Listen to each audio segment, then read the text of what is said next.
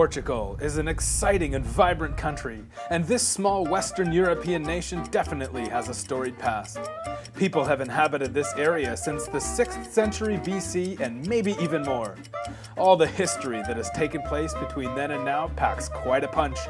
So let's take a closer look. Obviously, like everywhere else in Europe it seems, the Romans occupied the area first. But sometime after their demise in the 5th century, the Moors invaded. Moors, or Moorish, were medieval Muslims from the Morocco area of North Africa. They came gallivanting in the year 711 and took the whole Iberian Peninsula and then some. Pockets of Christians in the north remained and pushed back here and there over the next few hundred years. The leader of one such pocket pushed a little harder than most and got the Moors back south and east and claimed himself the first king of Portugal. At the same time, the Spanish to the east were also pushing south, and east-west disputes with them started to pop up. Subsequent Afonsos followed and kept the march going south, and in 1249 Afonso III captured Faro, today's capital city of the Algarve. They still had the problem, though, of keeping Spain's noses out of their new borders. Portugal made friends with England, and Spain backed out. The new allies signed the Treaty of Windsor, which is still in effect today and utilized as recently as the Second World War. The Portuguese were now free to explore the waters, and explore they did, setting up colonies of trade all over the world. The discovery of Brazil in 1500 would prove to be most vital. With trading ports in India, China, South America, and Africa, Portugal was an imposing empire. However, things hit the fan in 1578, when King Sebastian was killed in battle without an heir to his throne. The great empire was all of a sudden in crisis, and Spain's King Philip II claimed the throne, referencing some obscure family lineage. There was some opposition to this, so an impatient Philip took advantage in Portugal's time of weakness and invaded in 1580. Now, there were some good and bad things about this merger, bad being that they now shared enemies, including England, and that the Dutch sniffed weakness and started to seize more and more of Brazil.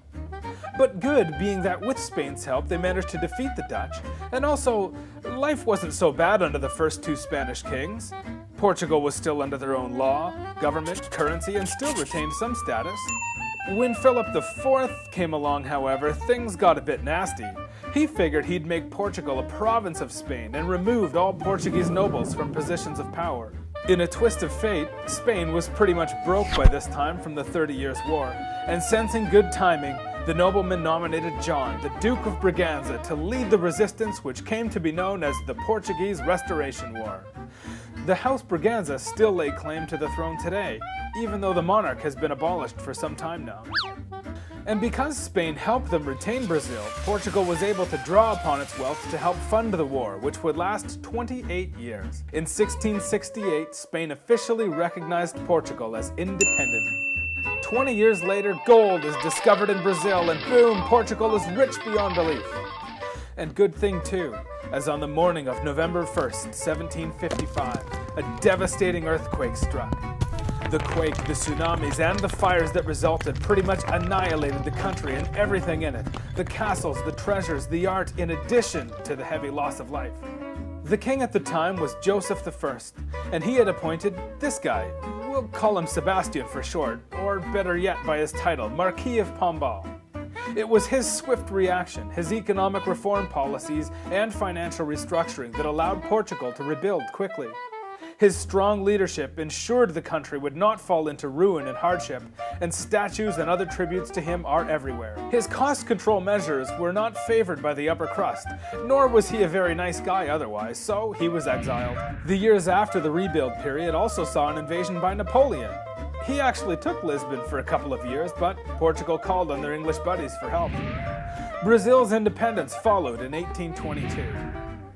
Some political jostling and rumblings in the African colonies bring about Britain's ultimatum, demanding the retreat of all Portuguese troops from the area known as the Pink Map, so that Britain could connect Cairo to Cape Town by rail. The fallout and the protest of this political stiff-arm basically collapsed the Portuguese monarchy. This brings us to World War I, in which Portugal sides with the Allies. But post-war turmoil and unrest lead to a coup in May of 1926, which gave power to the military and eventually saw the rise of Antonio Salazar, and he took Portugal into a tough period of dictatorship, oppression, and media censorship. He also led the country through the Second World War, in which Portugal was technically neutral, but did supply troops under the British flag, but also conducted trade with both sides. In the late 1960s, Salazar was forced to retire due to a bathtub brain hemorrhage and turned the reins over to a slightly less radical successor. In 1974, the peaceful Carnation Revolution removed the radicals from power without a single gunshot. This opened the door to bigger and better things. But it was really January the 1st, 1986, when Portugal joined the economic community, now known as the EU, that things really started to turn around.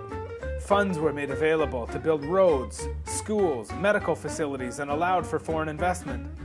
This is what really led to the Portugal we are able to visit and enjoy today. So there you have it, a brief history of Portugal. Thanks for watching.